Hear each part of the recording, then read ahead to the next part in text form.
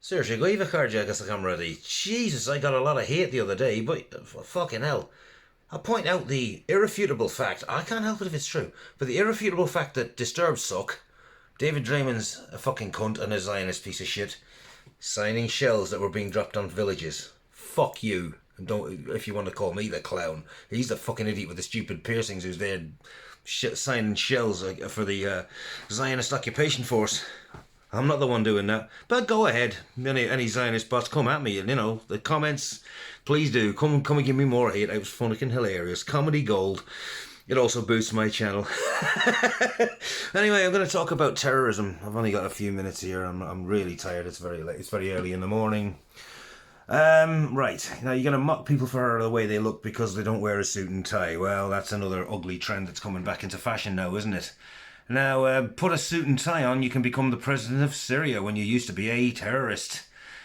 Well, actually, no, I say terrorist. He actually was a fucking terrorist. This bastard was involved in Nusra. A prescribed terror organisation associated with Al-Qaeda. Now, apparently they cut ties with Al-Qaeda, but yeah, Hitler cut ties with the brown shirts. Does that make Hitler any less of a Nazi than the brown shirts, or vice versa? No. They were all a bunch of Nazi bastards. Conspiracy theory, racist, nationalist fucks. The same applies with Al-Qaeda and Al-Nusra. Al-Qaeda was once considered they were the product of the CIA, who funded and trained them.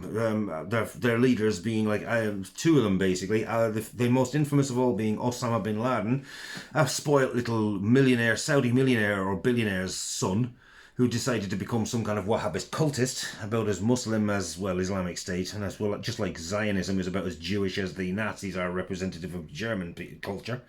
Not at all. Him and Ayman al-Zawahiri terrorized people. They murdered, they sexually assaulted, I shouldn't say that, SA'd people. They, God, what didn't they do? Beheadings, slaughter, oh God, everything pertaining to medieval fucking cultism. They were hailed as heroes again in the crusade against communism in the 1980s, but then suddenly with the late 90s and the terror attacks that were getting more and more prevalent, they became the bad guys because the USA needed a new enemy by the end of the 90s. So 2001, the Twin Towers came down, Al-Qaeda were blamed on that. They became the phantom terror group of the 21st century that we should all be looking out for and being afraid of. They seem to work in a kind of networking way, much like these fascists do. They have these lone wolf racist killers who are usually connected to some big network group, and Al-Qaeda were much like that.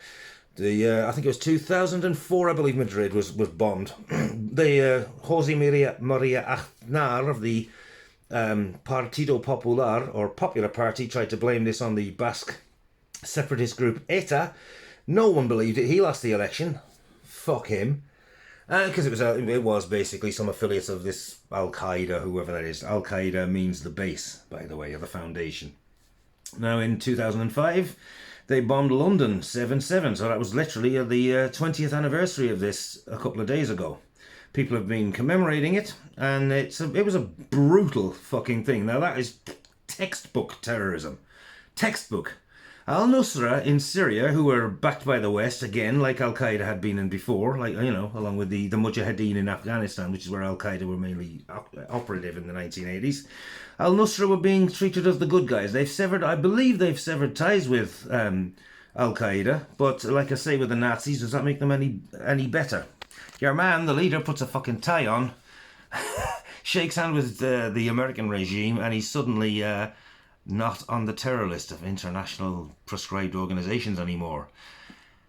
At the same time as this, a bunch of well-meaning people who broke into, was it Bryce Norton? They sprayed paint on RAF planes, which were being used as terror weapons to murder and terrorize Palestinians by the Israeli occupation force. Now, trying to stop terrorism by defacing or vandalizing, I don't think there's anything wrong with what they did at all, but maybe I have to be careful saying that now. Doing that is, you could argue, is criminal damage. To call it terrorism is, to put it mildly, disingenuous. How can you fucking call that terrorism when a fucker from Al-Nusra is taken off the terror list? Why? Because he's a good little puppet for the West and he puts a suit and tie on. He's now a good guy. Fuck off. Just spare me the bullshit.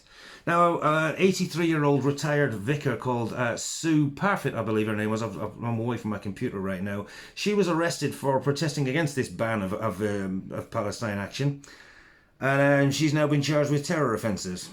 So she's a terrorist, and a bloke that we know was involved in a group, the leader of a group which we know to engage in atrocities and murders, executions, the kind of stereotypical shit that Islamophobes stereotype Muslims with, the same way as Judeophobic anti-Semites conflate Judaism with Zionism. The kind of people like this are considered okay, whereas people who try to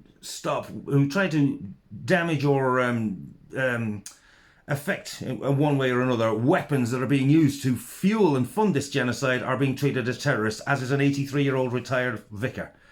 Am I living in a fucking nasty, twisted fucking universe or an episode of The Twilight Zone? This is Kafkaesque. This is fucking surreal. You couldn't make this shit up. You couldn't, really. It's a fucking comedy sketch. You know, I'm almost laughing, but it's almost as funny as the comments I got from the last thing. By the way, Disturbed still suck. I've been in bands, I've written songs, and somebody said he has more talent in his little finger than me. I've been in bands several times, and we may not have been big as Disturbed. We didn't get the corporate backing, but we were a lot better than anything they ever did, so fuck you. It's almost like a Kafka novel or even an Orwell novel, but Orwell, he's another terrible writer. I've written stories. Guess what? They were better than his. I'm not a vain person. I might have green hair, I might be a bit of a show-off, but I'm not really a vain person. But I'm a better writer than Orwell. That's saying nothing, though. It's a very low bar. Peshkele, I'm digressing. I'm sidetracking myself. Can you see what I'm getting at? This is a fucking nightmare vision that we're in, and we're just treating it as normal. This is the UK, after all, the most asleep country in all of the European continent. I see bad times ahead. I really do. Maybe we'll all end up in mass graves or fucking forced labour camps or something. I don't know. It's a bit drastic, but you never know with this, the way things are going at the minute. Take care of yourselves out there. Slán go fóla agus go nairi an bortha le go léir. Is mis an pong fi nín jarag. Bye for now.